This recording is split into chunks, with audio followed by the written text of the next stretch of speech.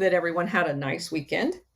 And we're going to jump right in. Please repost the space, but we're going to jump right into the subject today. And hopefully, I'm going to kind of go a little quicker over the next couple of chapters because a lot of it is information that we've had before. And I definitely want to get to our next book. I am chomping at the bit to do that. So, this next chapter talks about the Pellerin, Pelerin Society, Mont Pelerin Society.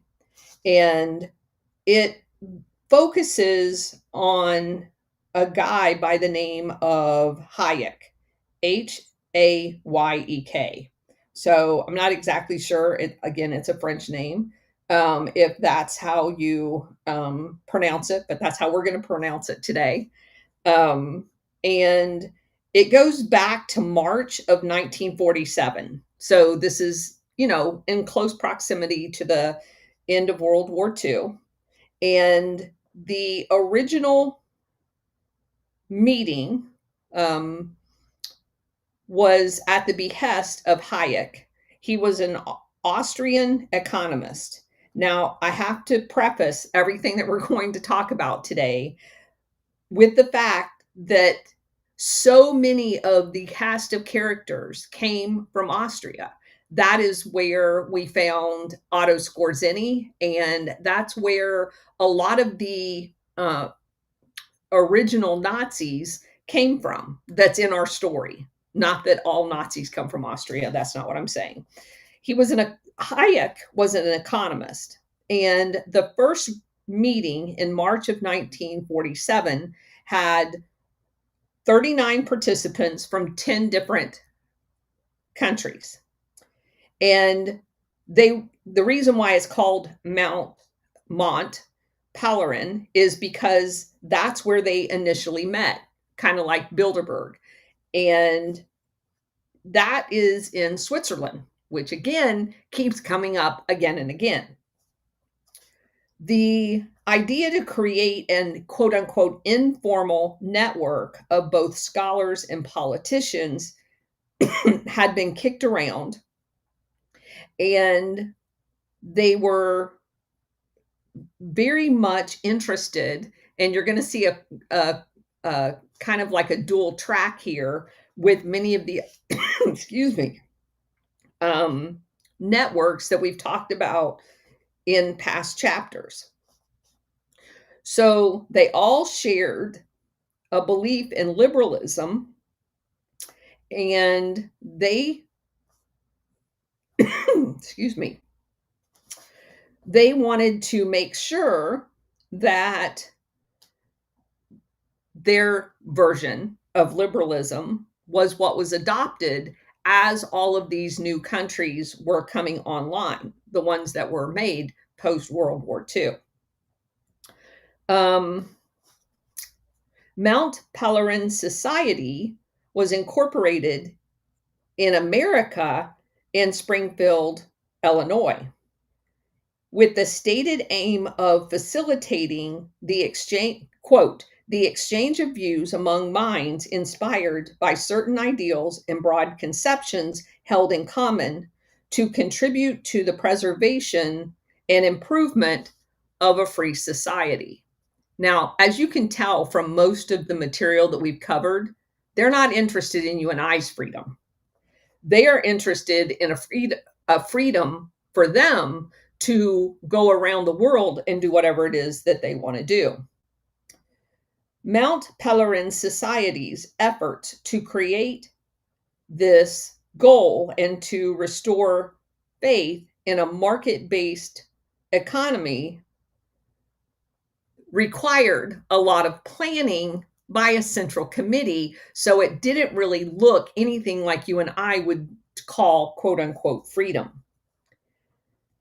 The idea behind the Mount Pelerin Society was to create an elite network that could serve as a nexus of ideas and an incubator for new liberal policies among thinkers, politicians, journalists on both sides of the Atlantic. Again, you and I are nowhere in that scenario. The Mount Pelerin Society managed to successfully bring a number of neoliberal scholars out of intellectual isolation and make them vital to the new quote unquote conservative counter establishment. You would be able to trace the dominance of their views back to the seeds sown in the late 1940s by Hayek and his fellow members of the Mount Pelerin Society.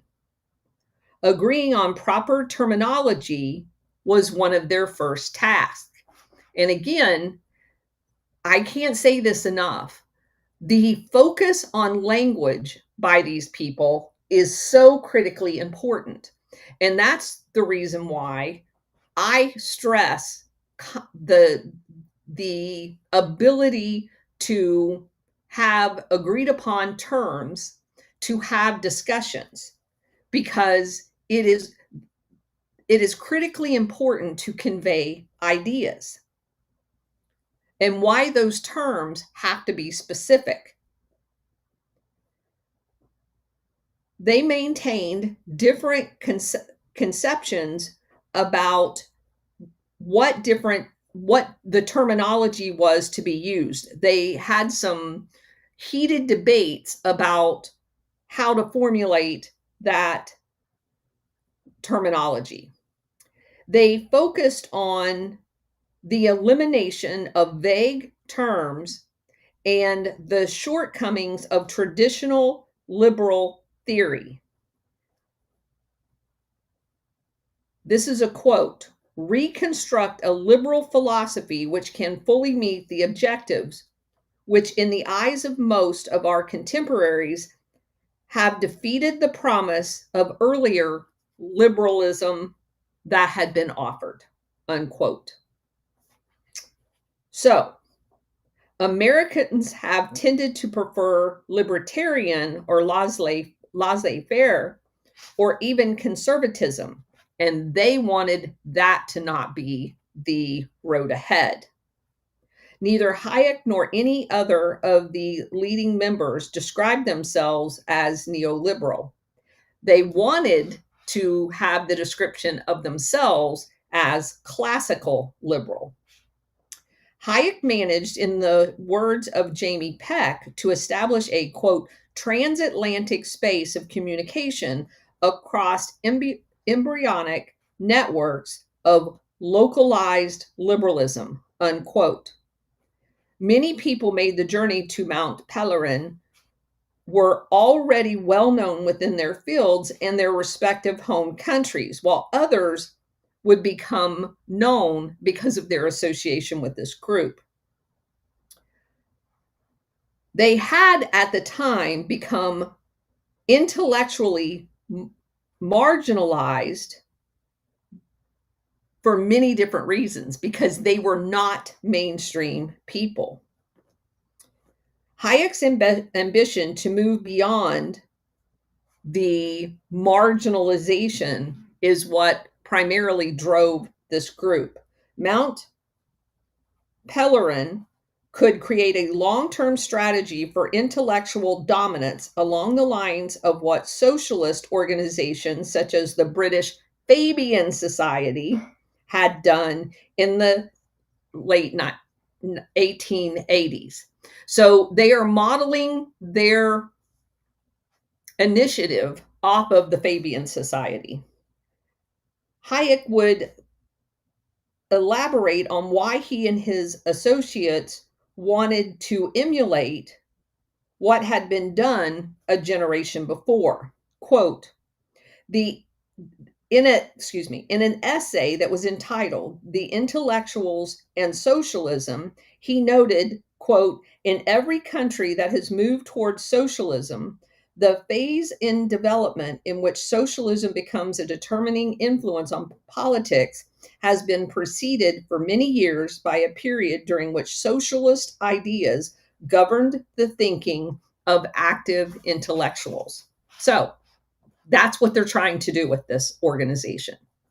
As Hayek saw it, Germany, England, and France had long since reached that stage, while the US had not. He also noted that once this phase had been reached, it was merely a question of time until the views held by intellectuals become the governing force of politics. So he is admittedly trying to have an overarching grip on politics and at the same time implement socialism. At these meetings, the thinkers could meet influential journalists, educators, and politicians, the people who would help shape common values and perceptions. And I have said this for a very long time since starting this initiative. This is how propaganda was perpetuated and molded us to where we are today. It's people like Hayek.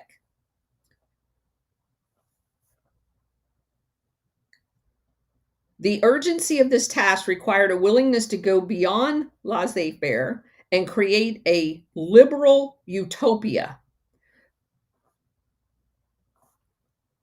They had broad visions of comprehension of a social order with a planned system of promises.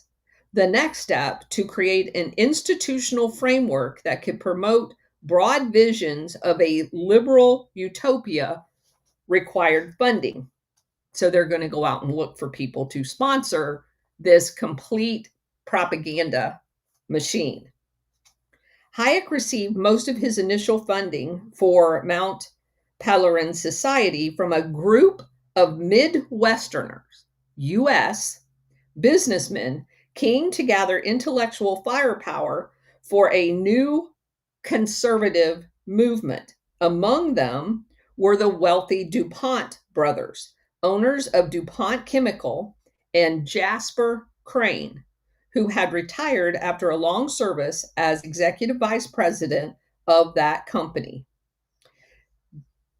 These men were convinced that the creation of a new intellectual counter establishment could help recreate faith in a market that basically they controlled. Hayek and his Austrian mentor, Ludwig von Mises, would work towards that goal. Hayek had become a household name among American conservatives in 1945 with his book, The Road to Serfdom. It was published in the United States. The book actually became a bestseller. There was a condensed version of it that was published in the Reader's Digest. And if you guys do any research on the Reader's Digest and who published it, and again, that was when we grew up very poor, but we had Reader's Digest in our house all the time. My mom loved that. And now that I know what it was all about, it's crazy how, I mean, it's so apparent how we were all brainwashed. Hayek's book was dedicated to socialists of all parties. His claim was that countries such as Great Britain and the US were most likely to be taken down an unforeseen road to totalitarianism by well-meaning Democrats adopting planning in their attempt to promote the general welfare of a nation, rather than by dedicated communist or fascist. Thus, totalitarianism would be an unintended consequence of the way in which economic planning would ultimately change the social and moral values of a nation. The road to serfdom was that no stable middle ground existed between unconditional faith in planning and unconditional faith in virtues of the free market. And that the latter, the free market, was the only choice which in the long run was compatible with democracy. Hayek did not argue that planning equaled totalitarianism, but rather that it created an alternative in the character of the people that would create the social and moral climate of a totalitarian state. The American response to Hayek's book is often mentioned as one of the first steps in the birth of modern conservative movement in that country, being the US. It was a crucial event in the political awakening. Hayek soon found himself on a national book tour. In New York City, some 3,000 people showed up to listen to him speak. When Hayek began promoting his plans for an international academy of political philosophy, it attracted donors. And again, this is a new world order that he's recommending happen with the collusion of an international body. Americans had a lot to learn from European liberals who had supposedly seen the true face of centralized power. So they're using World War II as the backdrop to convince everybody that we need to have this global planning order. In his first address to the participants at Mount Pelerin in 1947, quote, "For the inhabitants of a free country, it seems almost impossible to understand the process first by which freedom is lost," unquote. In other words, the purpose of a transatlantic gathering was not just to promote American liberal values in the restoration of Europe, but also to use Europeans as examples to alert Americans to the dangers that they faced. On his book tour around America, Hayek had met Harold Luhnow, Luhnow, a businessman from Kansas City who was very responsive to this message. Luhnow was in charge of his uncle's furniture distribution company called William Fulker and Company. And when Fulker died in 1947, he was also put in charge of the company's philanthropic trust, the Volcker Fund. He decided to begin sponsoring Hayek. And among the first things that he did was go to the meeting at Mount Pelerin Society. The Volcker Fund and Jasper Crane would later combine forces and provide funds to secure Hayek a chair at the University of Chicago, thus beginning his ensconcement into the very fabric of America. The conservative funds had secured Ludwig von Mises a position as visiting professor at New York University as well. Other Austrian economists who already held chairs in the United States included Professor Gottfried van Habier at Harvard University and Fritz Machlup at the University of Buffalo. And I find that one incredibly interesting because, again, Buffalo keeps coming up in so many of the stories that we've uncovered. Buffalo was, because it gave birth to Bill Donovan. Buffalo was steaming with these people that were very, very rich and not at all in support of a republic, but very much in support of this worldwide conglomerate that we see around us today. They would all join Mount Pelerin Society. The Volcker Fund may have been a philanthropic trust, but the objectives of business financiers such as Luhnow and Crane were very clear. They wanted the organization and initiatives that they were sponsoring to have a real political impact. So again, we talk about these philanthropic trusts today and how they all are twisting I mean, they basically destroyed our republic, but they twist everything towards politics so that they can have an influence. And this, again, we're in the middle of the 1940s that this is going on. Although wartime planning and the emergence of the Cold War had further alarmed the participants at Mount Pelerin, which of course they created, the very idea of creating a liberal thought collective actually predated the war. In 1938, French philosopher Louis Rogier, Rougier, had gathered some 26 liberal intellectuals in Paris to mark the publication of a French translation of Walter Lippmann's The Good Society. The Good Society, which went against the grain of the New Deal in America by reasserting the superiority of a free market economy, was largely praised by European countries. And you can see that their focus on using the word free market economy, when in fact they're modeling their initiatives off of the Fabian Society, which had literally nothing to do with a free market economy. The meeting resulted in a common desire to create a transatlantic network in order to promote a renovated liberal order. So they wanted to maintain direct contact with all of the participants and join forces to create a journal that would allow them to share ideas and promote their philosophy.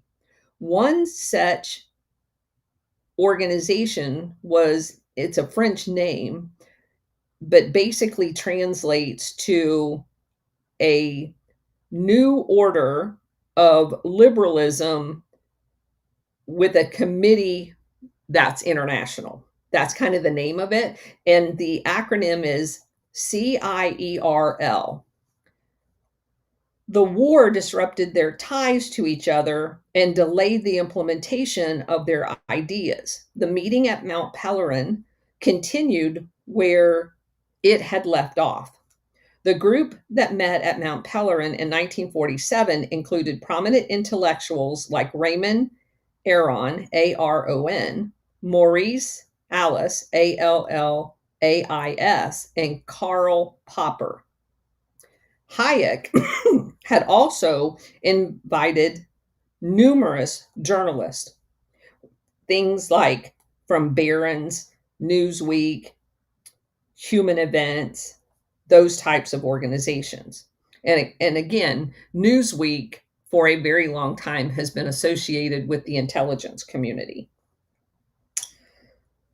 A majority of them were economists. 8 members of the Mount Pelerin Society would later win Nobel Prizes for economics. And again, the Nobel Prize is part of this entire, you know how they give awards to each other? The Nobel Peace Prize is exactly that same kind of thing. Obviously, Nobel, the family, is from Sweden. And they are as much a part of the reinforcement mechanism that kind of pats each other on the back, because it has never been about who's the best. It's about reinforcing the views that they want everybody to have.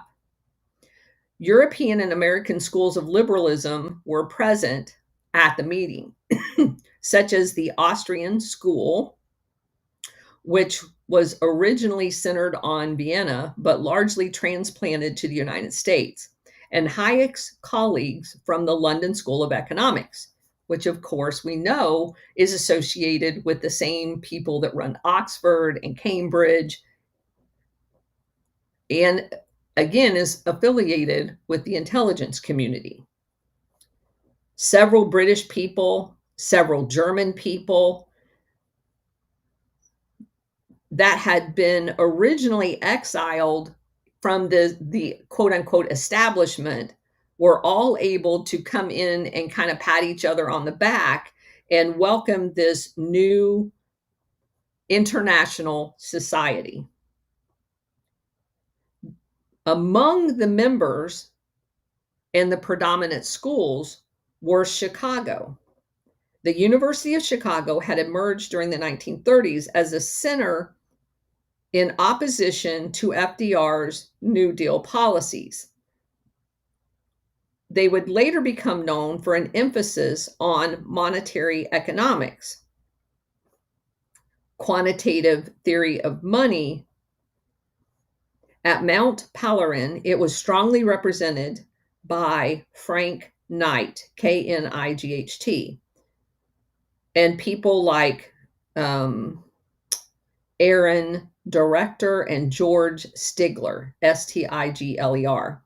Among the people who joined Mount Pelerin Society after its incorporation in November of 1947 were Austrian sociologist Alfred Schutz and Luigi Einaudi. He was the governor of the Bank of Italy and deputy prime minister. And I'm not sure how you say his last name, but he, the following year, would become the second president of the Italian Republic from 1948 to 1955. And that is the very guy that the CIA interfered in the election to put in office. Okay, that's the 1948, the famous, infamous 1948 election that was between the guy that wanted in NATO and the guy that didn't want in NATO. And the CIA spent at least $5 million in 1948 dollars, $5 million to interfere in the Italian election to make sure that guy got elected. West Germany, and that's again, I have to say this, the foot stomper. Because we know all of this history now, if you read this book, you would not understand the importance of this author because they don't mention it. With that guy in the Mount Pelerin Society, if you didn't know that the CIA had spent $5 million to make sure that guy got in office, it doesn't have the same impact reading it. West Germany's economic minister, Ludwig Erhard, joined the Mount Pelerin Society in 1950. He had previously served as the director of the Economic Council for the Joint Anglo-US Occupation Zone. And again, this guy's critical because this guy was part of the Marshall Plan and funding of what was going on inside of Europe at the time, Western Europe. In 1963, he would go on to become the German chancellor, which means he was in charge of the Gehlen organization to become the German BND. Other people, prominent politicians, was U.S. Secretary George Shultz, Republican House Majority Dick Armey, Armey, Chile's Finance Minister Carlos Calcaris, Britain's Foreign Secretary Geoffrey Howe, Britain's MP Enoch Powell, and Czech President Václav Klaus. They describe themselves all as liberals. But to the outside, they constantly was promoting what they referred to as conservative ideals.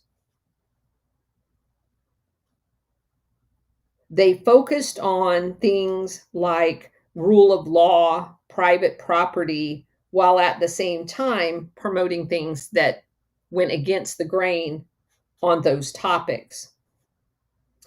They also focused on the proper role of the state, the uses of monetary policy, and the role of agricultural subsidies. They also highly promoted the concept of Christianity as it related to them using it in order to further their goals, because they're contrasting themselves with the quote unquote godless communism. Frank Knight, who saw no role for religion in liberalism, kind of butted heads as an internal disagreement. They acknowledged a strong influence of the Catholic Church, just as Hayek himself and a number of other participants shared the idea that the cultural traditions of Christianity could make up for the creative destruction of capitalism. So they wanted to use the face of Christianity while at the same time not necessarily Christianity that you and I would have talked about. Most of them focused their writings on the proper role of the state, and most agreed with Hayek that some form of government intervention was necessary in the markets, while at the same time espousing quote unquote free market concept, which is diabolically in opposition to each other. An article about Mount Pelerin society in the Swiss Review of World Affairs referred to it as a nucleus of neoliberal school of thought, a new movement in favor of liberalism,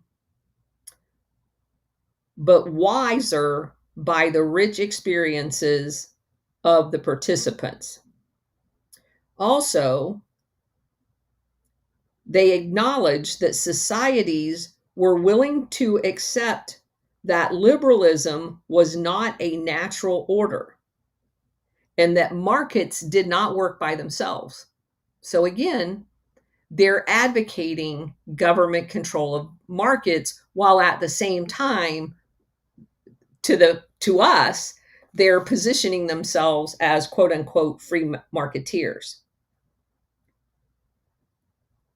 Also, a new liberalism had to be able to actively create social change. Does that ring a bell?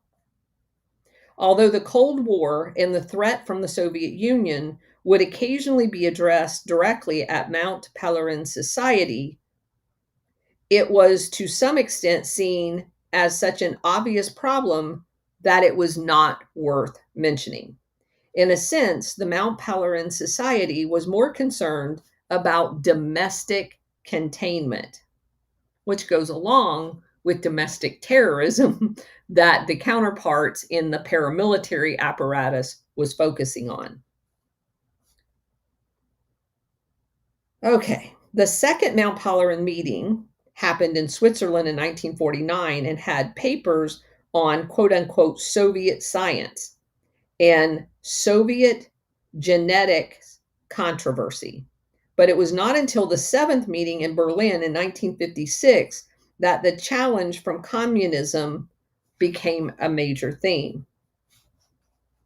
Hayek's colleague at the London School of Economics wrote him that the most important mission for a new international academy of political philosophy would be to strengthen democracy throughout post-war Europe. In the current political situation, in his view, it required a reconciliation of liberals to socialists. Quote, "It is a fact, although it may be deplorable, that at present moment, the only Democrats of any influence in Central Europe are the Social Democrats and the Christian Democrats. To find some platform for cooperation with these two forces is more important than ever."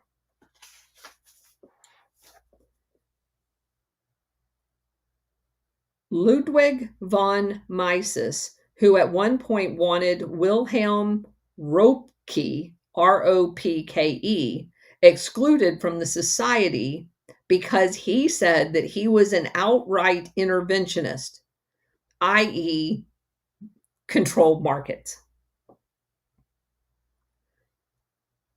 Mises was a minority voice at the first meeting, but his views were largely shared by many of the American sponsors, meaning the oligarchs. They very much wanted that hidden hand, and they wanted this organization to be the hidden hand. Hayek envisioned a sort of international academy of political philosophy, but the business sponsors were not interested in an academy. What they wanted was an organization that could help spread the gospel on both sides of the Atlantic. Leonard Read, READ, president of the Foundation for Economic Education, co-sponsored the first meeting of the Mont Pelerin Society. He found that many of the attendees were socialists who labeled themselves as liberals, which is clearly what the writings indicate as well.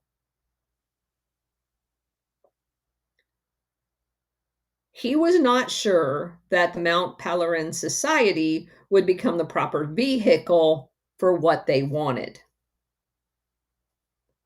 Even with the initial group handpicked by Hayek,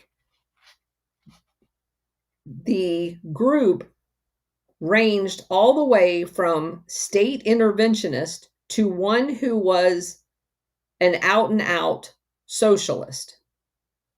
So, there you have it.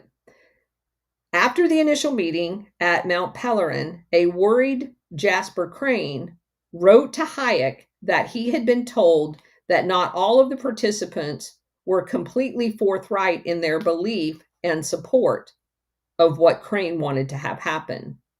He found it very disturbing and wanted Hayek's assurance that the fight for quote unquote liberty will only be won under leadership of a single-eyed and whole-souled devotion to their cause.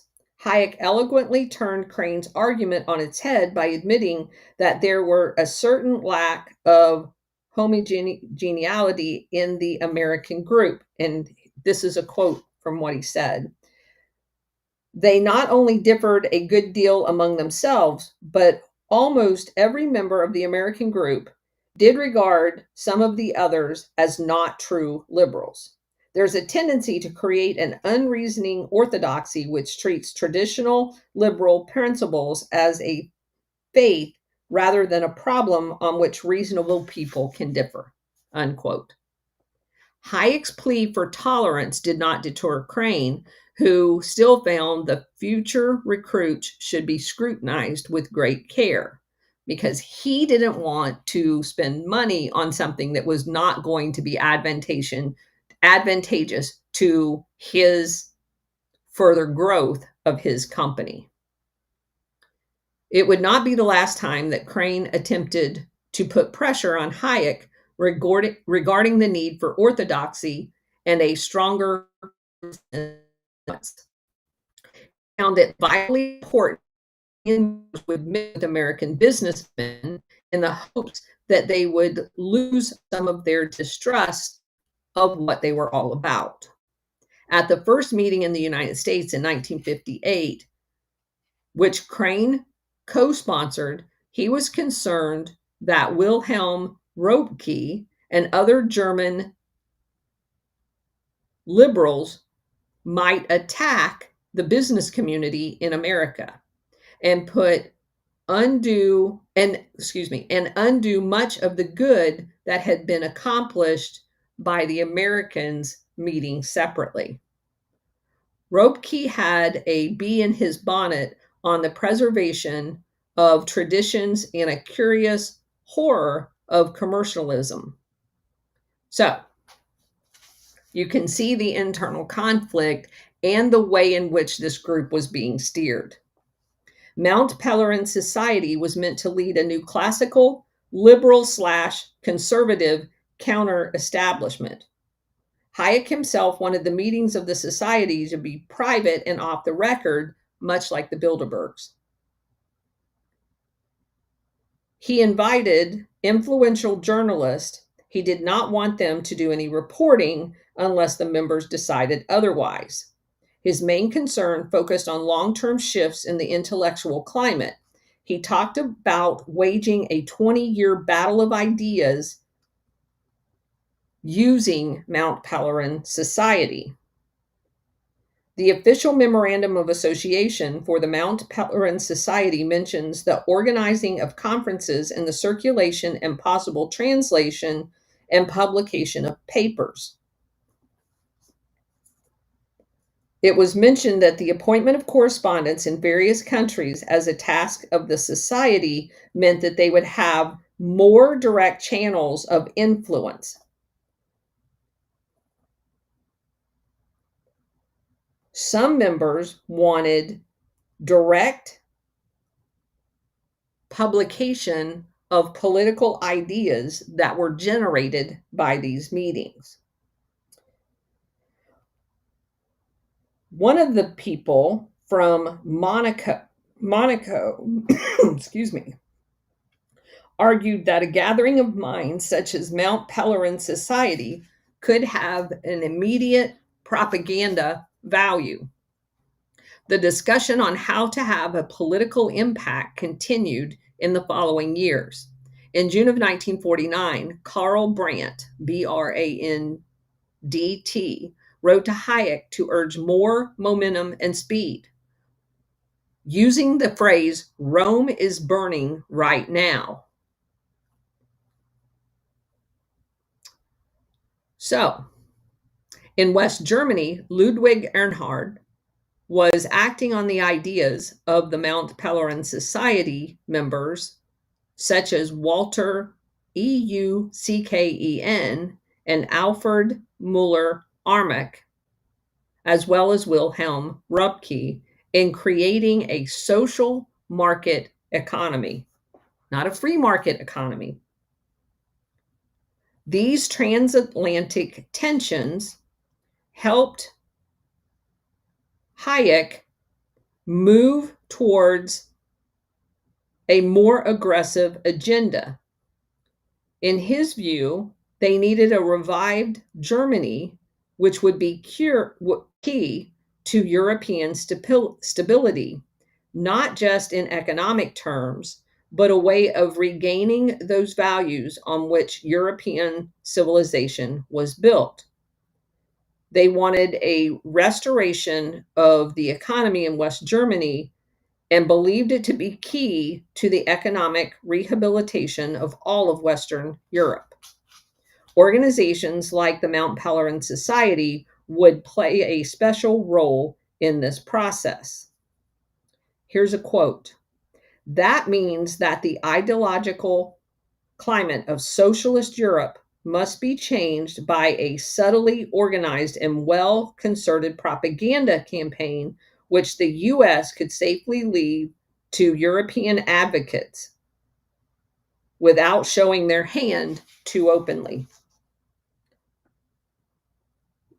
Röpke was talking about the empowerment of European liberals, both in a general sense and a very specific way. He was calling on American authorities in Europe to trust him and his colleagues for the restoration process, since a higher degree of American control of the money spent would, quote, "create a new gigantic machinery of planned economy which would reveal its worst features and deprive the Americans of a possibility of teaching the Europeans sound economic policy." Röpke called for an energetic and intelligent counteroffensive of the advocates of the free market economy, a task that several millions out of the billions in the economic recovery program ought to be earmarked for this purpose. Röpke's primary focus was on the future of Europe, and unlike most of the members on the American side, he seemed less concerned about the threat of collectivism and central planning within the United States. One may argue that for their part, the U.S. financiers of the Mount Pelerin Society were preoccupied with the American situation and mostly interested in European developments to the extent that they would be basically used as a market, which is exactly what the U.S. oligarchs wanted. They wanted the European market, and why they used our taxpayer dollars to fund the restoration through the Marshall Plan and various other mechanisms in order to grow the oligarchs' bank accounts in America. They needed foreign markets because they did not want to have an economic downturn after the World War II. They needed more markets, and they were using organizations like this in order to advocate for that.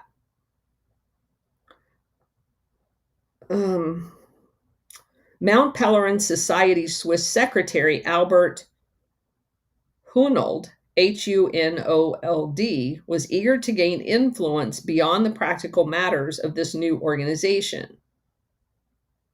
He also said, "We have to be careful with these Americans because they want to do it all themselves and are not inclined to follow, for instance, the proposal of Röpke that the ideological campaign for the Marshall Plan could safely be left to European advocates."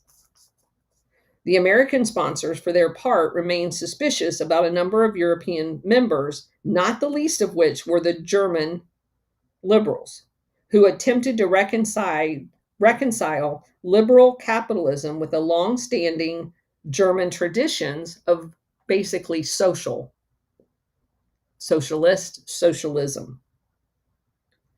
There was a destructive potential of the market and the need for government to promote social cohesion. That's what they believed in.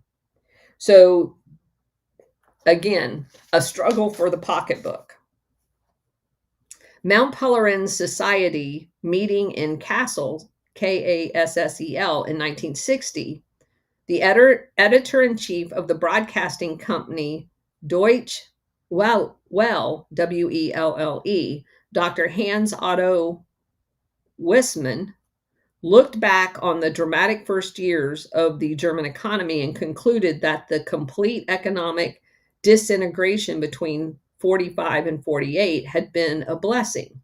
Quote, "Had there not been the economic breakdown and all of the miseries of the Weismark time, but rather a halfway smooth transition into the post-war economy, there would probably have not been the clear majority with which the people pronounced themselves in favor of a new way of doing business." So, in other words, don't ever let a crisis go to waste.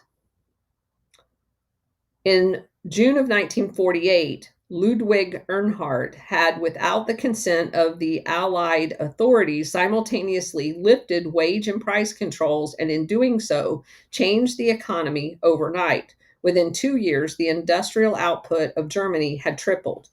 The year before Erhard's move, something along the lines had been discussed among members of the Mount Pelerin Society.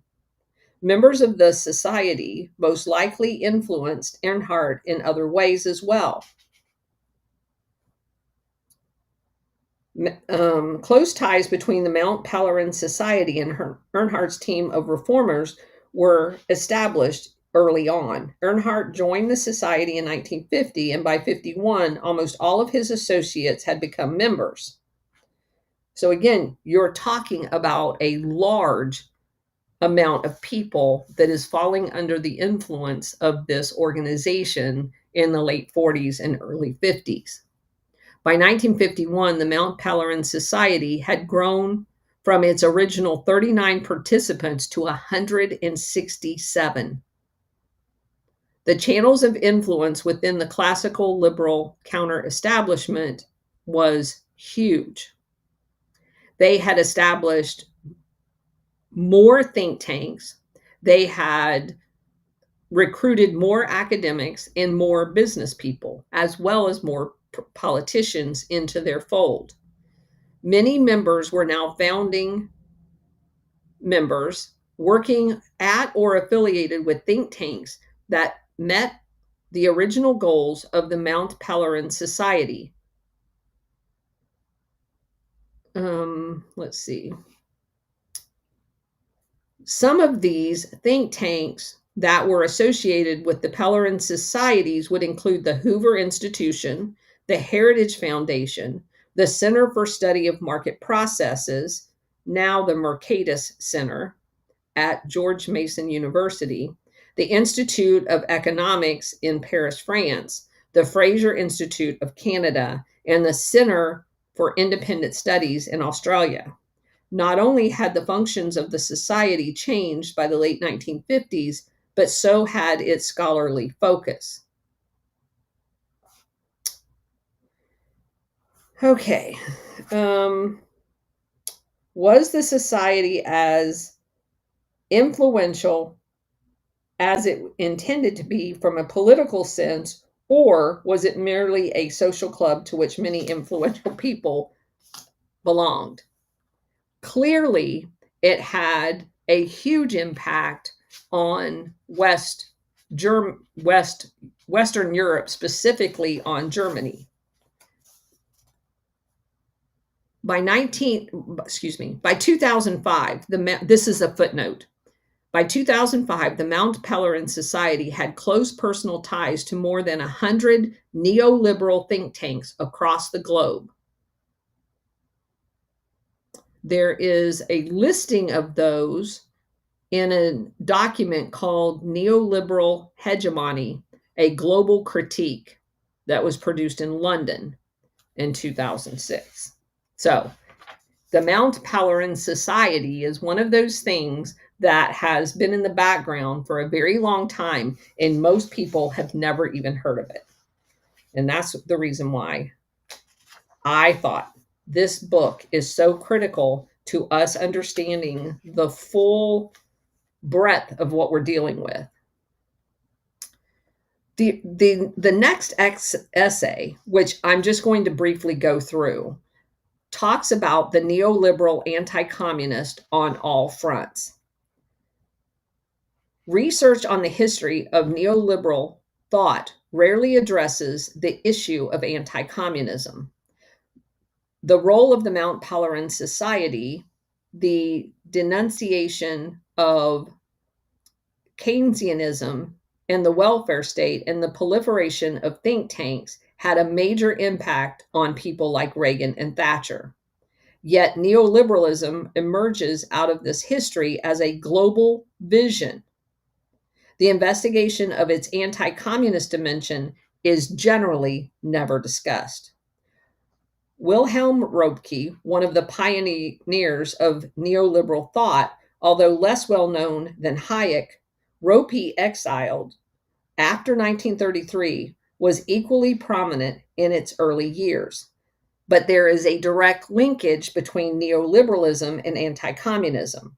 The anti-communism of Wilhelm Röpke was initially fed by the premise of neoliberal doctrine. The liberal and conservative elite everywhere was racked by the same fear of the quote-unquote Reds. Röpke's anti-communism can be understood on three levels.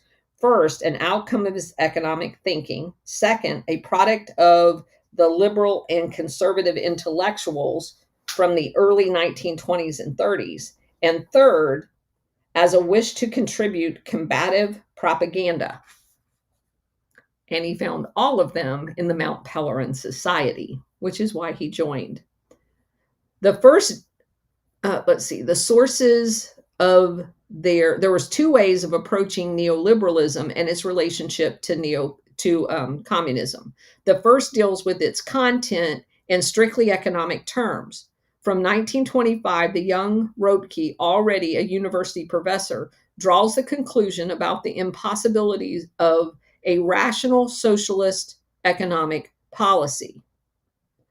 To denounce the frightful experiences of the Russian economic system, he invoked Hungarian economist Michael Polan and his USSR Economics, which was an article. All of these intellectuals joined the Mount Pelerin Society after the war. Röpke felt supported and justified in his point of view. Röpke also wanted to comprehend socialism on a wider socio-economic phenomenon. He described it as the principal geopolitical and ideological fact which has pushed humanity in a new and worrying era. With the Russian Revolution of 1917, a new system of society and government came into the world and spread under different colors, different costumes, and a diverse national form. He believed that in order to comprehend the intrinsic political essence of the totalitarian communist regime, he judged it to be animated by the principle of absolute politicalization. He compared Soviet communism to Islam with its Arabia and Mecca, and which functioned as a religious or fervent atheism, a faith that mocks sacredness and tradition. He also thought that it represented Satanism. And this comes from somebody that's basing their thought process on the Fabian Society, which embraced eugenics and everything else. In general, the neoliberals projected a pessimistic diagnosis of the state of the world, in which they had to intervene or it was all going to hell in a handbasket. So again, they're using communism as a basis to pull everybody out of what we would consider freedom, individualism, in order to protect us from that dreadful communism. Ropke's anti-communism followed in part from it was used to justify their neoliberalism view.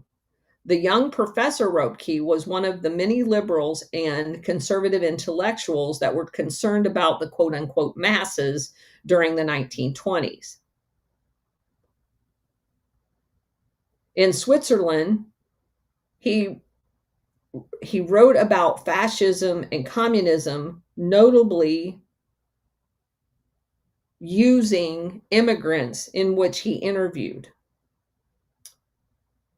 He was kept up to date on writings about modern dictatorships and used them as justification for his liberal and conservative alternatives. During the Second World War, Ropke linked up with German Catholic conservative Albert Kramer after reading his writings called The Red Empire. The contacts established in his new adopted country were therefore very strong influences on his views. In the 30s, Ropke's anti-communism was in its final analysis a reflection of the age preoccupied by the creation of a fear of communism. The Swiss literary saw him as an intellectual prophet, reconstructing liberalism as a barrier to communism. And it goes on to talk about that Ropke cannot be suspected of indulgence towards Nazism, which he always condemned, yet he did declare himself ever more preoccupied with Russia. By the end of 1943, Nazism amounted to nothing more than a military problem, according to Ropke. In December 1944, he worried about not having been able to convince an American diplomat that appeasement towards Stalin would be just as much in vain as it had been towards Hitler. In September 45, he felt that the post-war realignments would effectively relegate the old quarrels to a secondary level. And he began producing a lot of publications that demonized the Soviet Union, who again, in 1945, had just been our partner in defeating Nazism. This Cold War world view was fed by a number of sources, not the least of which was Swiss liberal conservative values. The preoccupation with communism would mold his thinking. It forged a vision of the world based on a virulent form of anti-communism, a vision also seen as particularly radical by other liberals. Rupke never ceased to castigate the so-called progressives who he felt was everywhere. He complained about Smith College in Massachusetts, quote, contaminated by crypto-communist or even other communist ideas, unquote. The progressives also included prominent Christians who were unaware to the point of converting to communism in the name of the gospel. So everybody was an enemy. He also was quoted as saying, this idiot, talking about a Christian, represented the typical soft in the head intellectual with his relativism values. Rupke equally denounced those fearful of the atom who failed to understand that the West could only dissuade the Soviet Union through the use of a nuclear arsenal. Crazy. His position on world politics was focused primarily through his virulent anti-communism. He also said that if you didn't have nuclear arsenals, small nations such as Austria and Finland would somehow succumb to the communist allure. Rupke contributed to the Spiritual National Defense, which was a political cultural movement that originated in Switzerland in the 1930s and was revived during the early years of the Cold War. Launched in 1959, a magazine called Discussion, a monthly periodical that was in the spirit of a spiritual national defense, all aimed to further the anti-communist agenda. He also contributed to a brochure hostile to the idea of coexistence with anything to do with the Soviet Union or communism in general. Quote, if only communism were fought as energetically everywhere as it was in Switzerland, unquote, was also in the article. The Research Association for National Political Work was an anti-communist organization founded in 1959 by two deputies of the Christian Democracy Organization. Two members proposed that Kropke join their board of directors. Again, all of it was, here's even a quote. It was their job to, quote, fight against the red defamers and the anti-communist. So, Rotke's anti-communist reputation is therefore very well known. And from May 1947 onward, The Economist saw the world embroiled in a third world war with Russia using totalitarian methods of propaganda, slander, and infiltration to secure their expanded zone of influence. In the period after the French defeat at Dien Bien Phu in May of 1954, he drew parallels with Munich and in September of 1938. You know, like the communists are coming over the mountain. In November 1956, he fully supported the Anglo-French invasion of Egypt. Astounded by the international outcry that the Suez operation caused, Röpke despaired by fearing war more than communism. The free world would end up at a loss. Better to risk a wider conflict, he wrote to the Mount Pelerin Society. Even at the heart of an organization Little suspected of sympathy towards communism, Ropke personified a hard line. In shock of the events in the Suez and Budapest, a German sociologist wrote, quote, "It is hard to imagine how that might now evolve without all ending up in World War III," unquote. So these are the guys that are writing for Mount Pelerin Society. They are hyped up on everything anti-communist and the world's going to end kind of mantra, but they're economists. The majority of the people that were in Mount Pelerin Society as members were economists, but they're not focused on the economy. They're focused on propaganda that is very supportive of the oligarchs that are funding them. And that's critical, because if you begin looking at most of the think tanks are not think tanks. They are propagandists of the people that fund them. And I think this, more than anything, illustrates that.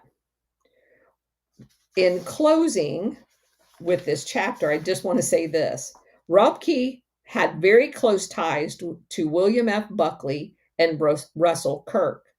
They shared a deep agreement on international issues. The National Review was the epitome of uncompromising anti-communism.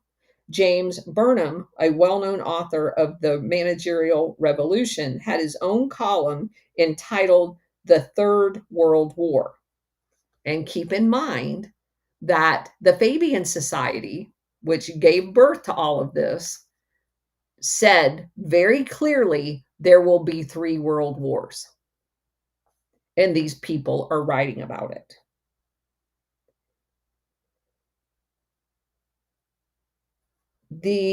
Let's see.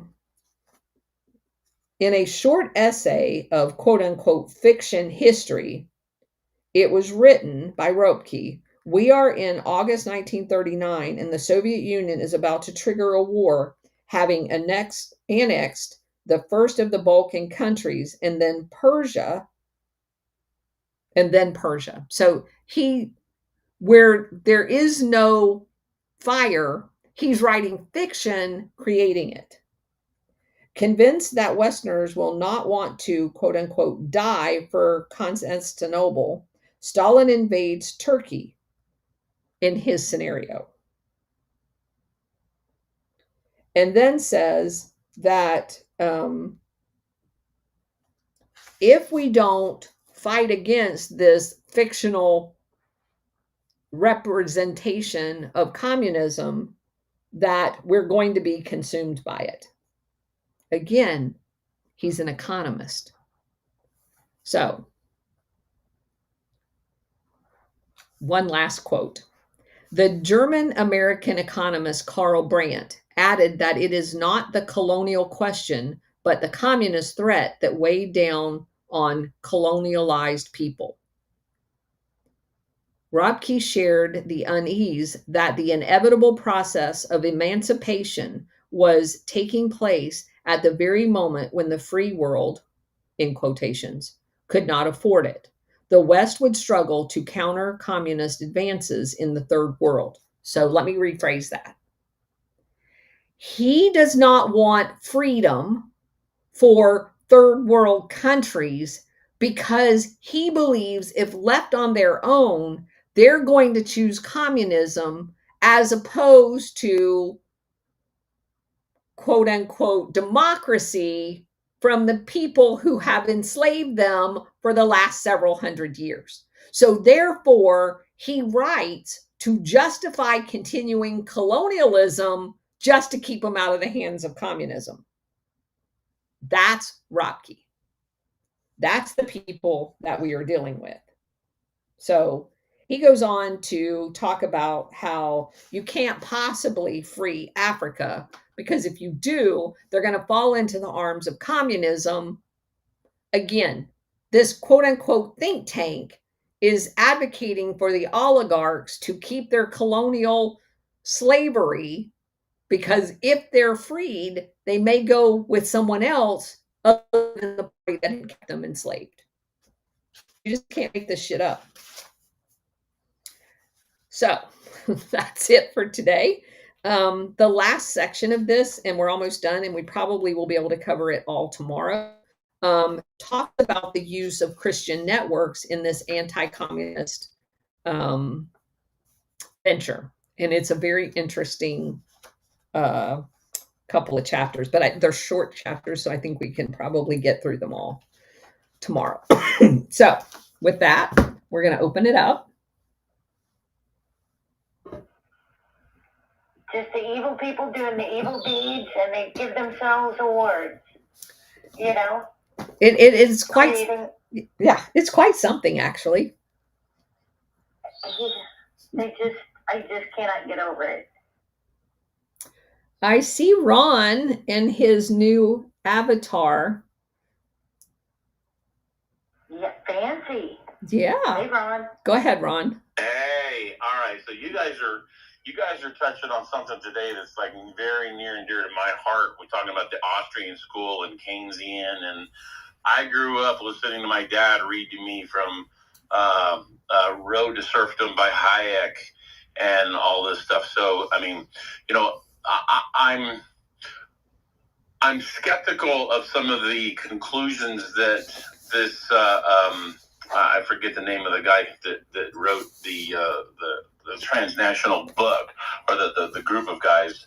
But I mean, the Austrian school is Milton Friedman, Thomas Sowell, Ron Paul, Ludwig von Mises, Lou Rockwell, Murray Rothbard, Thomas Woods, Thomas De Lorenzo. I mean, these are guys that are like heroes of mine, libertarian minds, and so it's you know, I'm wondering, is it possible that they're labeled as working for the opposition, but they genuinely believe the things that they're believing, but they're, you know, maybe they're unwitting participants? I want your thoughts on that. So I don't think anybody that was part of the Mont Pelerin Society were unwitting. I do believe that there is an interesting mix of people that are in this Mount Pelerin Society. But I think the bigger picture, to me, takeaway from this, and the guy that wrote this particular essay is Niels, Niels, and then he has a hyphenated last name. It's BJERRE dash Poulsen, Poulsen.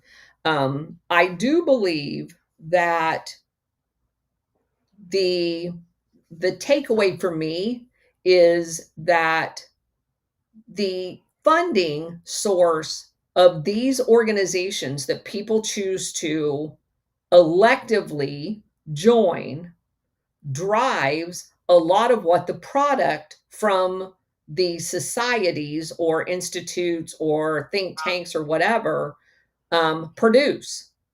Now, clearly, this was funded by US oligarchs. And I clearly showed, based on the quotes in here, which is very well sourced, there's lots and lots of footnotes. As a matter of fact, that particular section had 52 footnotes. I'm looking. I've got the book. I'm looking at it as you're going. I'm reading along with you. So yes, I'm right there with you. I don't disagree that maybe the Hayek could have been involved with that, but and some of the disciples that were descended from him, like I said, guys like Milton Friedman and Thomas Sowell, and I mean even to on the legal level. So understand, let me say this. Good.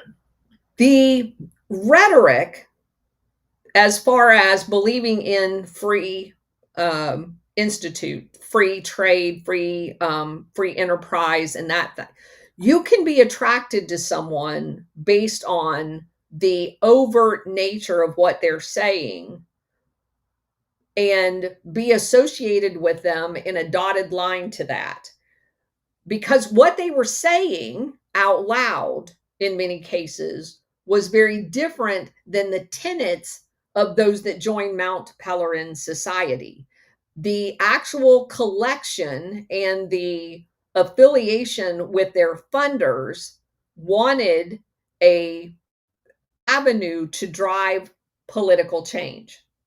And so I'm illustrating that the funding source of things that we believe are not tethered to anything. So if you were living back then and you saw Mount Pelerin Society and you looked at what they were espousing, which was very much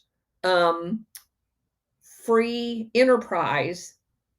But if you took a peek behind the curtain, the drive of the funders of it was very much something different. They wanted more of a socialistic type of political environment. And so, again, Hayek himself created this organization, and the use of the organization behind the scenes was very different from what he espoused publicly. That's kind of the takeaway.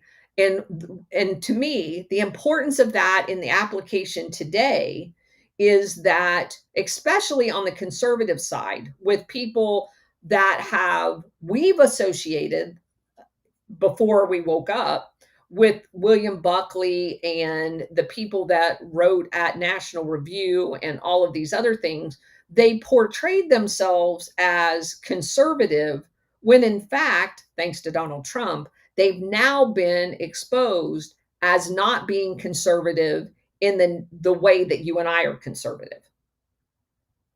Does that make sense? No, that makes perfect sense. And I guess the because I remember like looking very favorably about William F. Buckley until I found out he was a graduate, or he was a member of Skull and Bones, and then I'm like, oh, no way. Right. So you have Paul Williams, who wrote the book Operation Gladio. He was very, very good friends with William Buckley.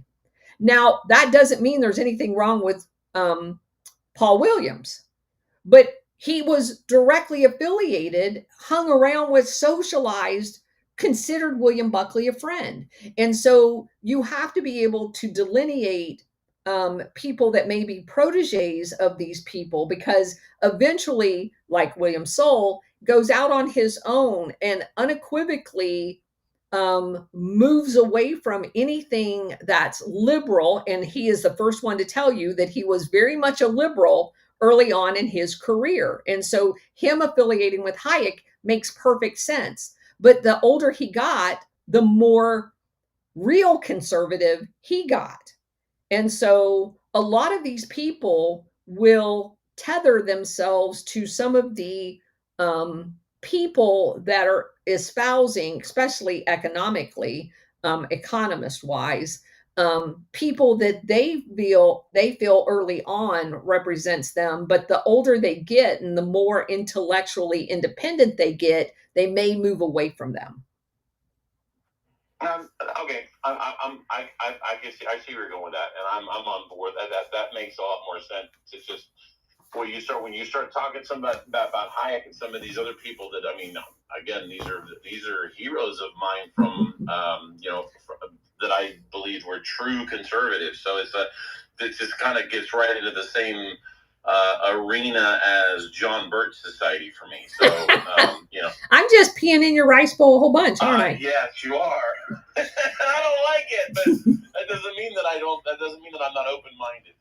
So I just think I honestly think this is such an important conversation to have, especially where we find ourselves today, because most of us in some vein have either donated or read literature of some of these large monolithic institutions that are called think tanks, thinking they represented what we believe to be true.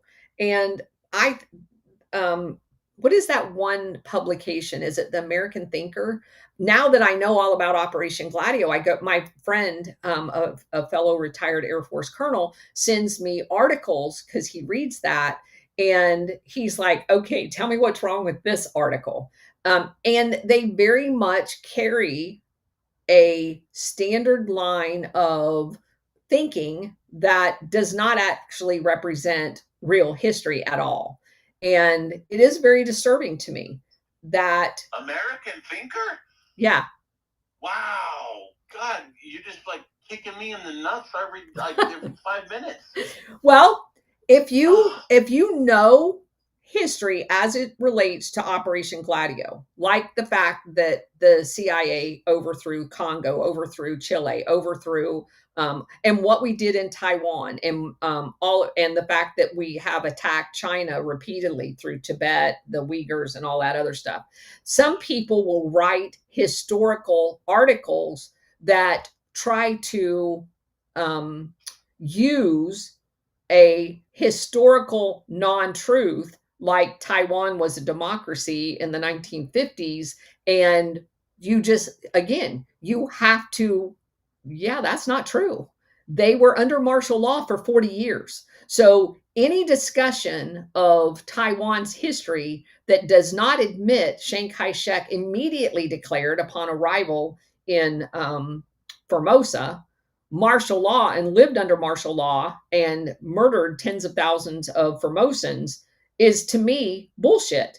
And the latest article that he had sent me, I don't even know what the publication date of it was, because I'd had a long conversation with him about the true history of Taiwan. And he's like, okay, so what part of this is not correct? And I mean, I wrote a paragraph, a long paragraph, probably should have been multiple paragraphs, response back to him of the things in the article that were technically not correct historically. And so, again, you just have to be careful about what you're reading, because people are still writing historical information that is historically inaccurate. Well, I guess, everything you're saying leads me back to the alleged William Casey quote when he said in Reagan's first cabinet meeting that we'll know our disinformation campaign is complete when everything the American people believe is bullshit. So, speaking of William Casey, I read a book this past weekend that was all about William Casey. And he was one of the most prolific liars I have ever come across. I knew, in theory, certain facts about him, like the fact that a lot of people did not believe William Casey was a part of the CIA until he became the CIA director. One of the things that most people believe about him is that he was strictly only ever like a businessman, and then became Reagan's campaign manager, and then basically got appointed the CIA director. That is emphatically not true. If you go back over his history, much of his history in the non-CIA part of his history was very closely linked to the CIA. And he operated, because of course he was OSS, he operated as one of those figures that was tethered to the CIA his entire life, on the outside, but inside. And you can tell that by some of the different things that he did. Namely, there's no way he pulled off, as the campaign manager, the quote unquote October surprise, which was the hostages in Iran. Yes, he could not have pulled that off without strong ties to the CIA and that underworld network, because one of the facets that happened, The Iran-Contra was the second time that we provided arms to Iran. The first time was in exchange for them holding the hostages longer. And the book very well documents that, and not the whole disinformation, potential misinformation of flying Bush over there on some supersonic aircraft. There are a handful of people that have said on the record, and it's part of the congressional investigation that Lee Hamilton ran and covered the entire thing up as a Democrat, I might add, which goes to the whole uniparty approach. That William Casey orchestrated those meetings in Paris and I forget where the other one was, someplace else over in Europe.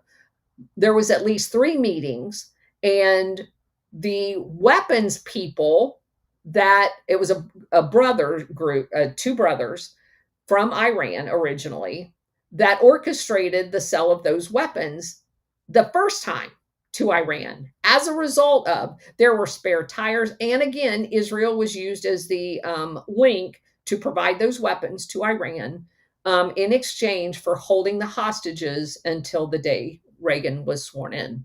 The only requirement was to hold them until after the election. They ended up holding them because, again, they wanted the humiliation of Carter to go through that entire period. And one of the reasons is that because Casey was affiliated with the CIA unofficially, was the Halloween massacre, that the destruction of the covert capability on the books, because they didn't destroy it off the books, of the CIA was squarely on Carter, and they wanted to pay him back for doing that. And I'm postulating here, but is it possible that they deliberately sabotaged what was it, Eagle Claw? That was supposed to be so in the book.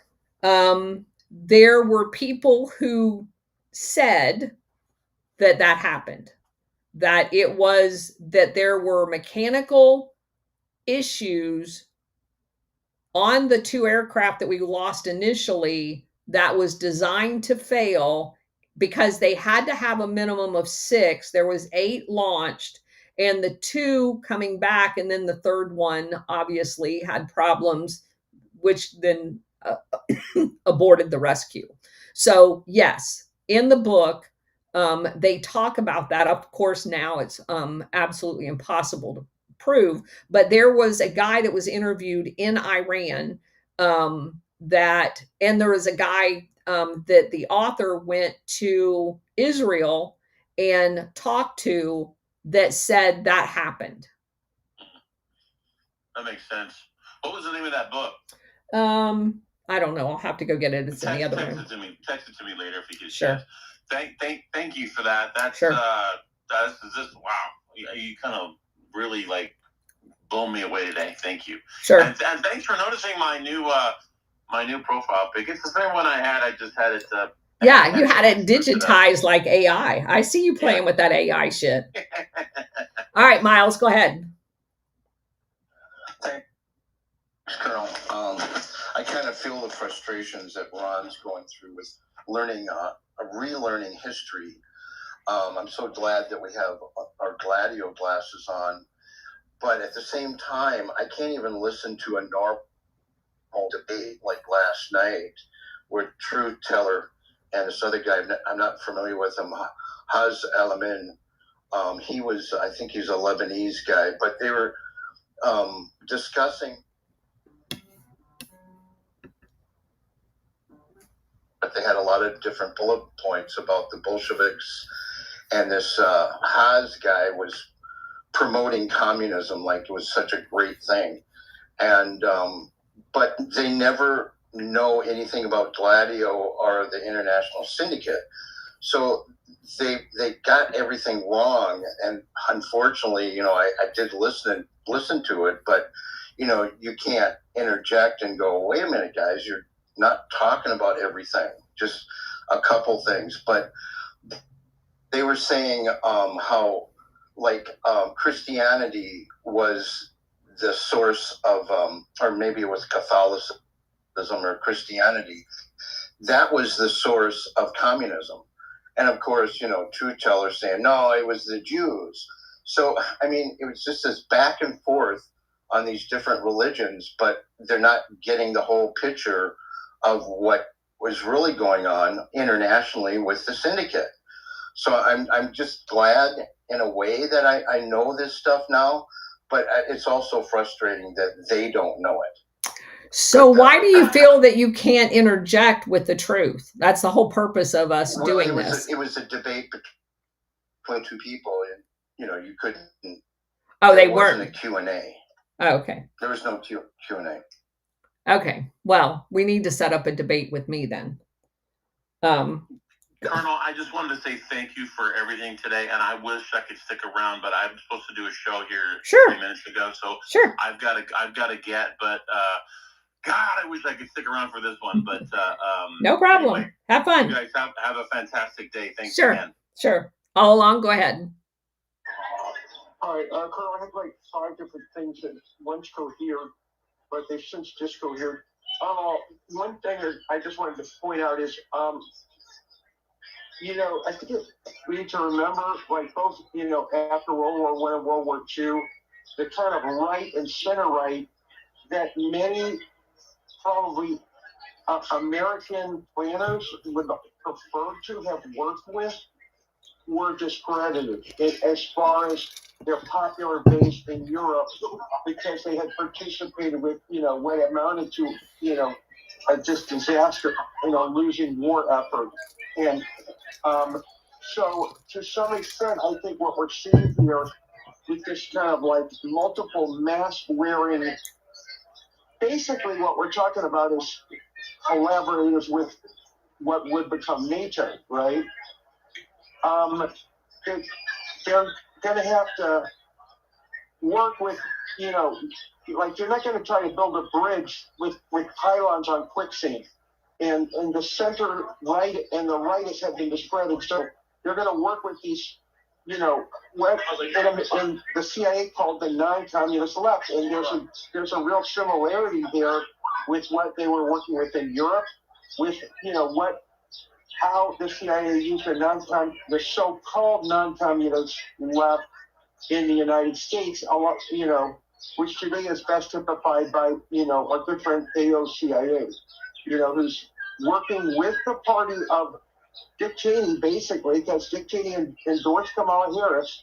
Nobody remembers who Dick Cheney is anymore because our means of erasing history have gotten so much better every second.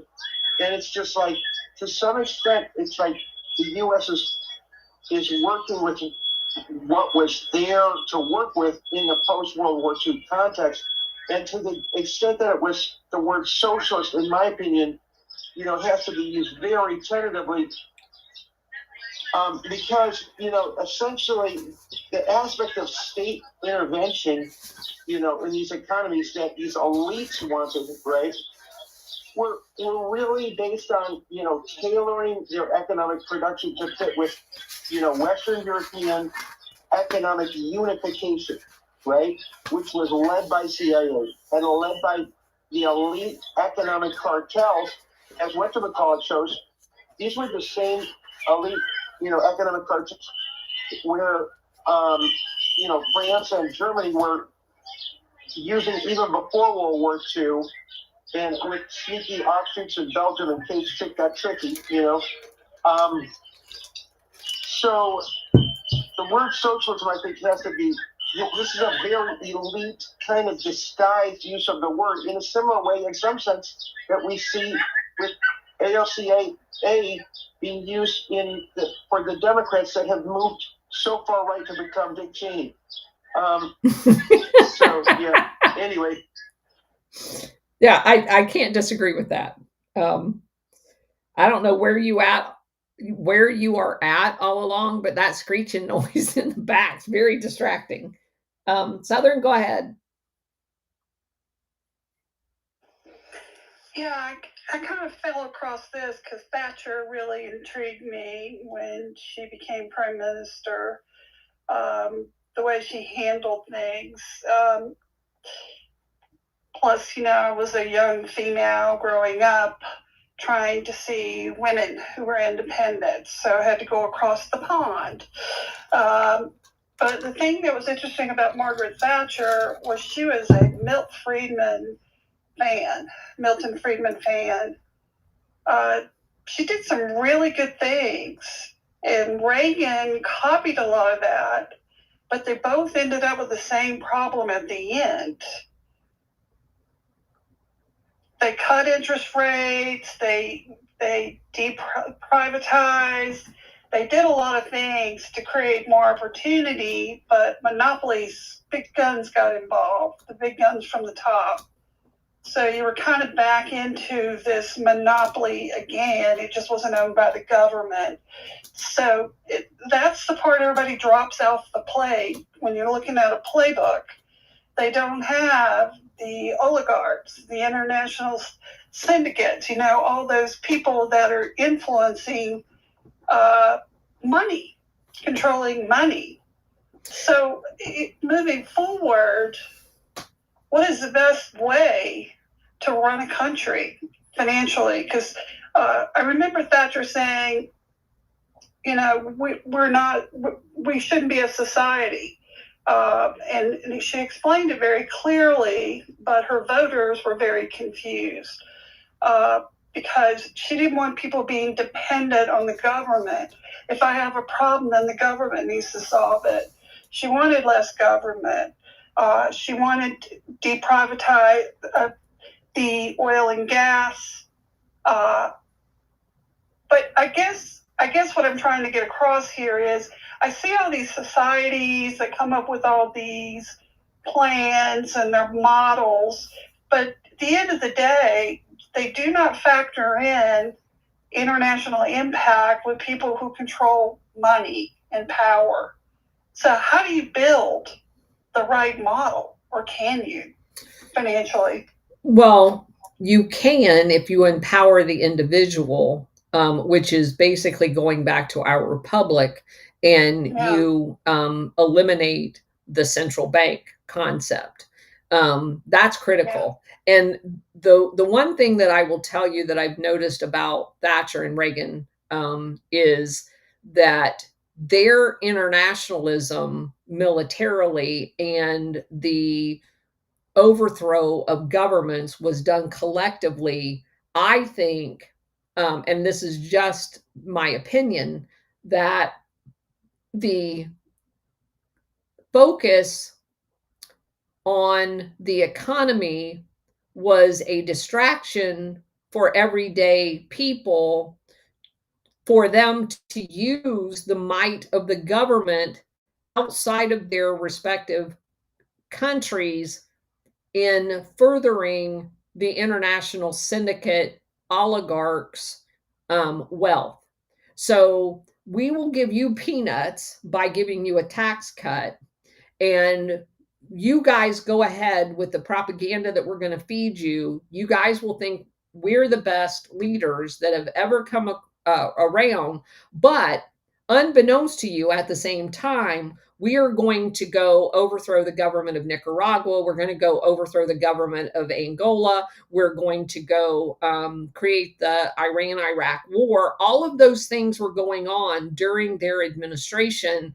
But because we were fat, dumb, and happy at home, because we got thrown some peanuts in a tax break, I personally no longer think either one of them was good overall. I think that there was an agenda to give us peanuts while they were eating steak. That's just my opinion. Yeah, because I've been looking at a lot at financial models. Scott Bassett has gotten my attention. He's interesting. But I look at what their intent was, and it was the right things: less government, and break up monopolies. Don't have us having the government run business. But at the end of the day, we're playing in a small sandbox and somebody else owns the playground. And you're completely right. And it's frustrating because you would think after all this time that we would have a better model. Well, I think you're never going to find a better model than the one that our forefathers, the founders, gave us. The problem was that with all of the amendments, they destroyed our model. Yes. So to me, we have the model. We know how it needs to be done. It's going to require removing the amendments that destroyed the model. Yeah, but we have now a weaponized legal system that interprets the law, not follows the Constitution. Like I said, we're going to have to go back. Yeah. Before we can go forward. How? I mean, I'm watching Trump, everybody screams at Pam Bondi, and I'm like, she's dealing with all these crazy judges right now. And they're also, that's a double whammy for us because it's distracting her from doing the other things that we need to get done. But I think this is being done to show you how corrupt the judicial system is. And I believe they have a plan in order to address that. But in order to do what's necessary to fix the judicial branch, there has to be, everyone has to be shown how bad the judicial branch is. And I think that's what all of this is about. In order for us to have the backbone, in order to walk through the fire that is going to be required to reclaim our republic, you first have to show people just how corrupt it is. I agree, but I also know something about people's behavior. They usually follow the least path of resistance. Well, you just have to make the other one that least painful. That's right. And I think that's what's happening. So I talked about, and again, I will post the name of that book. I'm sorry I didn't bring it in here. But that book, the author of that book, Craig Unger, he's the guy that the very first book review I ever did on Substack was The House of Sod, The House of Bush. That kind of was like the first several articles that I wrote. He wrote that book too. He is someone that is obviously a fantastic writer. He's a fantastic researcher. But he has blinders on. He has only ever written books about Republicans and how corrupt they are. And he's 100% correct. But he has never written a book about the Clintons. He never wrote a book about LBJ. And at the end of the book, he makes some comment about Trump being in bed with Putin, believing all of the Russiagate bullshit. And you wonder how someone can be that smart and that retarded at the same time, but they're out there. Well, unfortunately, they're hanging off of their people who think he walks on water. People, once you get to that level, they're surrounded by yes people. Unfortunately. Who is? Unger. No, Unger is a normal, everyday run-of-the-mill reporter.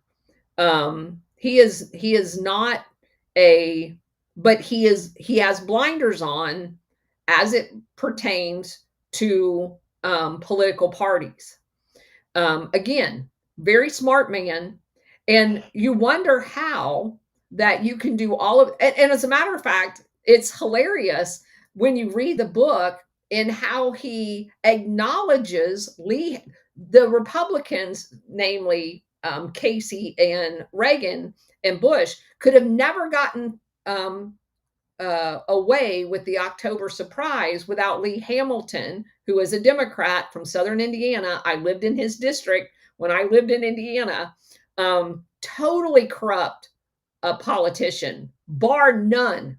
He is when I was living in Indiana, there was 2 Democrat districts in the entire state. One was Gary up in the north, just outside of Chicago, and the other one was Lee Hamilton's down in Jeffersonville, right across from Louisville, Kentucky. The only 2 Democrat areas, the only 2 Democrat representatives from the entire state was from those 2 districts in Indiana.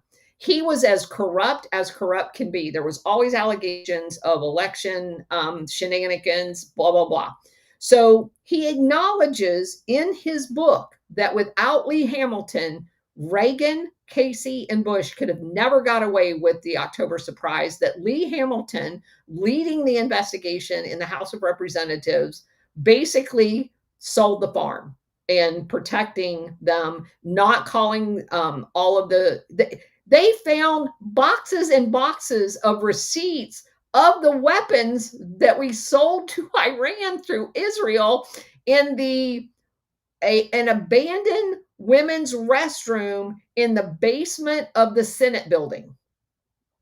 And yes, I mean, it's crazy. So they had the documents to put all of them away, and Lee Hamilton buried it, like literally buried it in the basement. And so he knows that, but he kind of he doesn't even make that part a big deal. He acknowledges it, but again, you can't have corruption of one party without complicity of the other party. And because they're all in on it together. And for some reason, that part of it goes right over his head. And it's just mind-boggling to me. Yeah, but I see people who are Democrats, and I'm like, wow, I can't even have a conversation with you. They just don't want to know. They don't want to know. They bought into the soup, and I had no idea. But I can understand I can understand that of a normal person who only ever watches mainstream media. This is an investigative reporter who has uncovered the fact that the Democrats covered for the Republicans and still has never written a single bad thing, like a book, none of them, about the corruption in the Democrat Party. I can't excuse that. But anyway, let me get over to Miles. Thanks, Colonel. Southern Belle, this is for you. So what we do in here, we read books to find out what really happened in history. Now, if you want to find out what's happening now, I would suggest 3 books: The Art of War, The Art of the Deal, and General Flynn's book about 5th generation warfare. So you were talking about judges. So I think part of that 5th generation warfare, as far as setting the narrative and making an example of these judges, and as we get into the justice phase of this operation that I think we're under, when you start arresting other people and even politicians, we can talk about George Santos, but you have to let the public know that look what they did to Trump, and who are these judges? Who put them there? So once you start getting these arrests, and it's going to send a message to these other judges that when we bring cases before you, you better do it the right way. Because look what happens if you don't. Look what these other judges are doing. So they have to set this example right now, and I think that's part of what... Oh, no, I agree with you. I've read The Art of the Deal, and I've read The Art of War. I've not read General Flynn's book, but I will read it. Okay, well, I'll land there. Go ahead. Yeah, because my problem with these judges is I went and did deep dives on them. They all have a family member somewhere tied with an NGO. So it's a very collectivism in D.C. With these judges. And most of them that they shop for the judges. They were either Obama, Bush, same problem, and Biden. And I think there was one Clinton. Yes, one Clinton. But they have a lot of judges. And one thing that Obama did, Mitch McConnell really hammered down on not getting judges for Obama, but in Obama's second term, he got a ton in, and we're dealing with them right now. And some of these are the ones that prosecuted some of our January 6th people. So, and we cannot figure out how this one judge, Busberg, he's picked up 4 of the cases. They're supposed to be done in some type of, what do you call it, round robin or something, but he gets them all. So this is conspiratorial, this is unethical, and they are, as I said, they're not following the Constitution, they're interpreting it, and that's the problem. But we have to go through this to get this out, because one thing Trump is very good at, it reveals people. Yeah. And they're being pressured to do this by the party.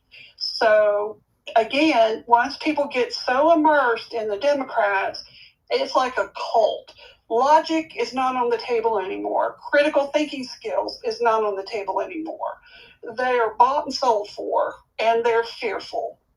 They are fearful because this is all coming out. It's a painful time. It's expensive.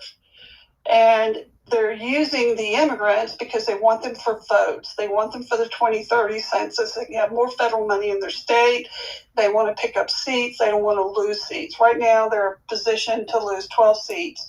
What's going to get worse is California and New York. So they're in a fear factor mode now, trying to survive. So, but the bottom line is we play in a sandbox, but we don't own the playground. And I'm trying to learn through this, how do we impact and change?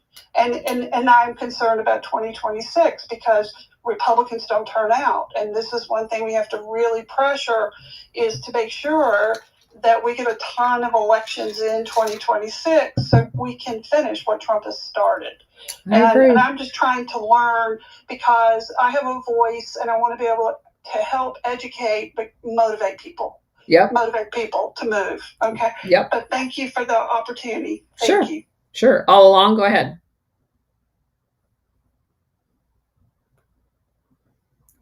All along. All along. Miles, go ahead. Yeah, Southern Belle, just one more thing. Once we figure out the election integrity part of this, they don't have a chance. That's true. They've been stealing everything. So. Oh, I know, and I pray that is, but I also know how the media is weaponized. They have less of our tax dollars to play against us. But I also know if we can get to a certain GDP and everything, Trump is going to kill taxes for people under 150,000. Democrats will never get elected again. So that's another possible opportunity as well. But again, once we find out somebody's on, look at this, we lived with Joe Biden for 4 years. Did you see many people leave the Democrat Party? Some, not a lot. Yeah. Okay. All along, are you there? I don't know if we lost him or not. Wixell? Hey, Colonel. Hi. So in the 2010s, I was in the libertarian think tank world and academia, and I was in investment management, but I was constantly going to these conferences, and my investment firm was just off of the campus of George Mason University. And so I would often go to the economics department, and they'd have regular like meetings, kind of like a social group, or economists would get together and present their research, and they would hash it out and stuff. And a lot of these people were Montpelier Society members. And so from my perspective, the ones at the time and kind of the current generation, I'd say most of them are true believers. And then there's probably some of them that are kind of spooky. And so it's kind of interesting to see how a lot of them are just kind of programmed to think that the government is just dumb and gets in the way of the market. And they have a certain interpretation of history that supports that. And so I think they don't really realize how they're just a pawn on the chessboard. But that's just my perspective. Thank you for adding that. I think that's maybe true of the members. The leaders were definitely aware of their position and their agenda of creating propaganda that facilitated their funders' agenda. That's fairly clear all along. Yeah, Colonel, just now the point that was just made, I think it gets back to what you were saying earlier about how these folks were essentially, a lot of them were economists, and yet they, which gave them a kind of ability to put things in, seemingly social, sciencey, objective terms, yet at the same time, their commitment to a free market was very, very qualified. In other words, they were doing all kinds of political sneaky stuff that was in many ways the opposite of free market, economics, and that was working with the older European elites with the CIA to establish NATO. So, but the economic guys gave them, I think it's often used to say, to convey the opinion that this is almost like kind of objective science rather than a subjective, machination of corporations and elites. The other thing I just wanted to say related to, your point about how one of the parties can't get away with covering up their profound corruption without, the cooperation of the other, right? Yes. It's an essential point, I think. And I think it's also, we see that also, in what I consider what I call the controlled left, or, what CIA calls the compatible left, is like, they're not, if I were an actual left, right, and I wanted to raise the political costs on the Democrats for becoming basically the lickers of Dick Cheney, and moving in ways that created as much economic inequality as Herbert Hoover did, only in a much more difficult situation, such as Obama did between 2009 and 2012, when the media was talking about shovel-ready New Deal sounding rhetoric, and lo and behold, Obama creates the greatest wealth inequality of any president in U.S. history, and was the other Herbert Hoover too, or the other Hoover by increasing, national security, can do anything type shenanigans. Why is the left such good forgetters? They're professional forgetters. They don't ever talk about October surprise of 1968 or 1980. And because to do that, if they actually talked about all of this deep corruption that involves the CIA, then the Democrats would not be able to become 100% CIA, right? Right. And it's like they pretend to be the critics of the Democrats, but they're aluminum sighting best protection possible, because they criticize them on everything except that would matter. They have their short pint-sized labor economist, Robert Reich, who pushes all the New Deal Democrat sounding buttons, but only to support a Democratic Party that has, moved to 100% Wall Street, to the extent that Obama let Citicorp vet his cabinet. And it's just, we're living in a forgetting machine. And if we don't recognize that it starts at the media, it's one political team, it's one media team, and covering up. It's not different. It's not a different team. They're all playing different roles in the media.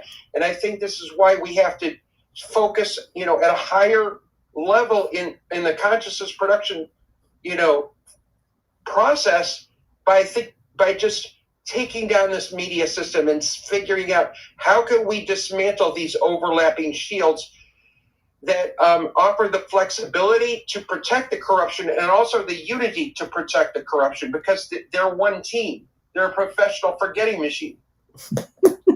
I can't disagree with that. I have to laugh over on Rumble. Thor at the door just posted, I've never met a narcissist who did anything wrong. I love that. Southern, go ahead. Well, I went down my stress path about the media because Biden, when he was running for office for the first time, was picking up the 65 and older population, which traditionally voted Republican. And I started doing the breakdowns of the voters, and I went, well, I'm at the tail end of the baby boomers, so there's not many of us left. But the young voters are the ones that are taking it over now. They're on college campuses. Check out Charlie Kirk. They're all voting Republican. They're conservatives. They want a future. They're not interested in ideologue. They're not interested in that, particularly the young men. They have been disenfranchised from the Democratic Party, and they have now moved to the conservative. And this is kind of a phenomena that no one expected. So this gives me hope. But more importantly, this younger generation is on social media. They're not watching mainstream media. But we still have, and also too, that blue sky, whatever liberal board that came up that everybody was going to leave X because we didn't like the Republicans or the Trumpers, and we're going to go over there. Most of them have come back to X. So we still have an opportunity to be a voice, I agree. Miles, go ahead. Yeah, the media part of this is really interesting, and I can't prove certain things, but I would say that you just can't turn something on and off with a switch. You can't just buy a media outlet and just change everything, in a weekend and say, oh, we're going to start telling you the truth. So I think it has to be infiltrated slowly and switched in a certain process. So you still have to put out, propaganda on the bad guy's side and slowly let the other good stuff seep in. And I think that's happening. I'm not going to point out any proofs of that, but I do think that, we all dropped Fox, in 2020. And now it seems like something's going on at Fox, which I can't really explain. It depends on what show you're watching. But I see it in other media that they're slowly going to bring us in there to start telling the truth. It's not going to be any 10 days of darkness or anything like that and just give you all the truth all at once. So that's not going to happen. Thanks. Sure.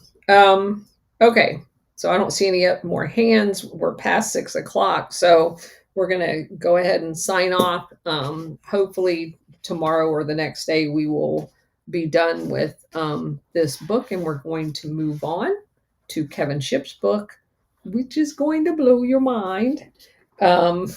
Bridget, go ahead. Can I just say one thing? Sure. I skunked the boys this morning. I am tagged out on turkey season, and all the boys, all the men, my husband and their friends, all came home without a bird. Congratulations. Yay! Yeah, that's a big deal. I remember my ex and turkey season every year. He was bow hunter, gun hunter, whatever. And that was an exciting time. And wild turkey has got to be one of the most delicious things that you can ever eat, as far as I'm concerned. Right up there. Amen. Right up there next to venison. I had no idea there was even a difference, but there's a huge difference. But and that's what everybody, they do not taste like a store-bought turkey. At They all. are not gamey at all. They are not, I mean, they are a delicacy. And I agree. So it's an amazing thing. And yeah, Scout the boys. I love it. I love it. All right, guys. Thanks for being here. I will see you tomorrow at 4:00. Take care. Thank you, Colonel. You're welcome. Thanks, Southern. All right, guys. Thank you all for being here. See you tomorrow.